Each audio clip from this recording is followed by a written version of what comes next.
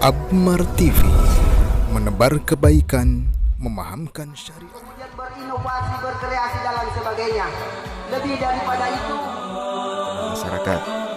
Untuk itu pramuka madrasah harus laporan daripada pansus 1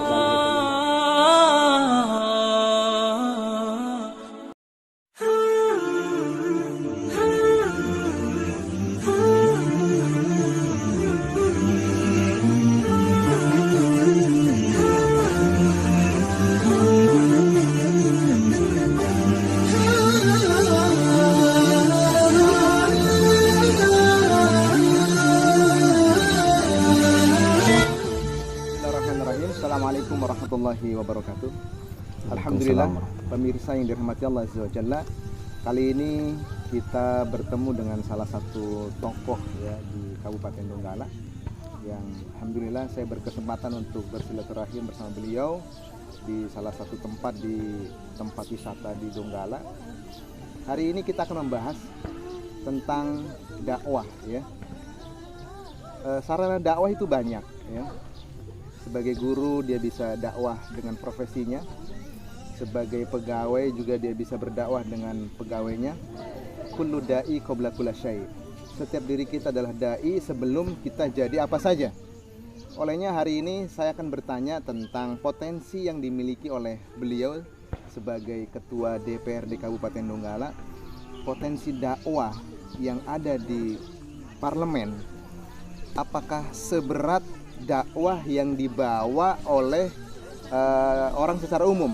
Maka kita akan berdialog dengan beliau beberapa menit ke depan untuk saling menyemangati dan bagaimanakah proses terjadinya perubahan orang yang tidak paham tentang aturan yang ada hubungannya dengan agama atau bagaimana. Nah, maka pada kesempatan ini kita akan langsung bercerita dengan beliau dan beliau menyampaikan bahwa pentingnya dakwah bukan cuma di depan masjid saja, di atas mimbar saja, tetapi di parlemen. Assalamualaikum Pak Takwin. Waalaikumsalam warahmatullahi wabarakatuh. Ya, beliau ketua hari ini ya menjabat sebagai ketua DPRD Kabupaten Donggala ya. Iya. Ya. Jadi bagaimana ketika Anda sudah 2 periode ya? Iya, periode kedua. Menjabat sebagai ketua DPRD atau dai yang ada di parlemen. Apakah memang butuh atau memang harus ada seorang dai yang ada di parlemen? Ya, baik. Jadi yang pertama kita berbicara dakwah. Dakwah ini sama kita ketahui bahwa adalah sesuatu yang wajib bagi kita, khususnya umat Muslim. Terkait keberadaan kita di parlemen ini bukan hanya harus, tetapi untuk konteks sekarang ini wajib. Wajib ya. Kenapa? Kalau kemudian mereka-mereka yang duduk di parlemen ini yang pondasi dasar, kalau kita bicara iman, kalau kita bicara keislamannya juga kurang baik, maka tentu produk-produk perda, produk-produk hukum yang dikeluarkan nanti juga insya Allah nanti tidak sesuai dengan harapan. Kenapa? Hari ini di parlemen sangat dibutuhkan. Parlemen ini, di lembaga yang terhormat ini, kita butuh orang-orang yang pemahaman terhadap agama itu yang harus capable. Kenapa? Ya itu tadi, kalau kemudian kebijakan-kebijakan yang akan dikeluarkan oleh pemerintah, kebijakan-kebijakan yang dikeluarkan oleh pihak-pihak eksekutif, yang tentunya nanti kita akan mengkritisi apakah ini berdampak, tidak hanya sekedar dampak ekonomi, tidak hanya sekedar dampak sosialnya, tetapi juga penting dampaknya kepada kita, wabil khusus umat Muslim ataupun juga umat beragama yang lain, secara umum. Sehingga memang kehadiran kita sebagai dai di parlemen itu sangat penting. Bukan hanya penting tetapi harus ada. Iya, seperti itu untuk sementara.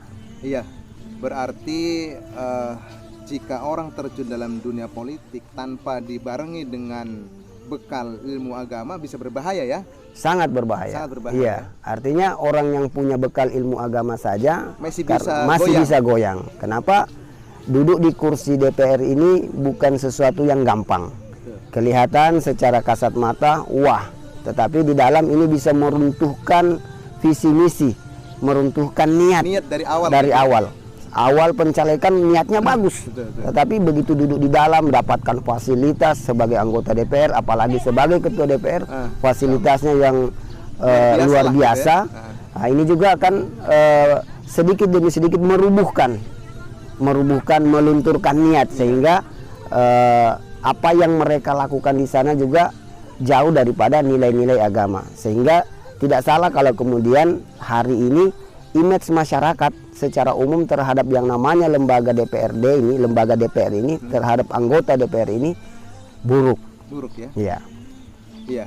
Selama 2 periode ini menjabat, percepatan apa yang menurut perhitungan dari Pak Takwin ini sudah berhasil, walaupun secara tanda petik walaupun tidak dihitung berhasil sekali ya, tapi minimal ada perubahan lah setelah Bapak menjabat sebagai Ketua DPRD Kabupaten Donggala. Iya.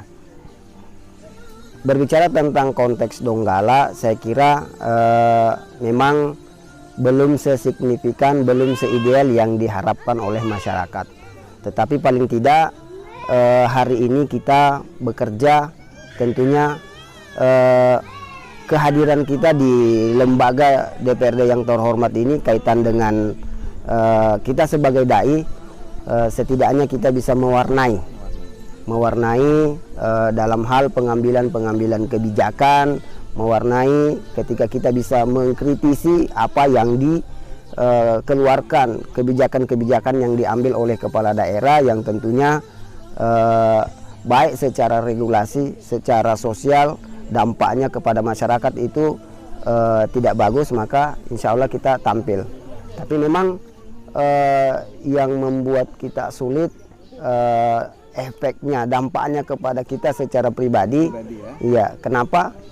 Bagi mereka masyarakat kita yang kemudian tidak memahami inti daripada persoalan ini, akan sangat mudah terhasut, terprovokasi dengan orang-orang yang tidak bertanggung jawab seperti itu.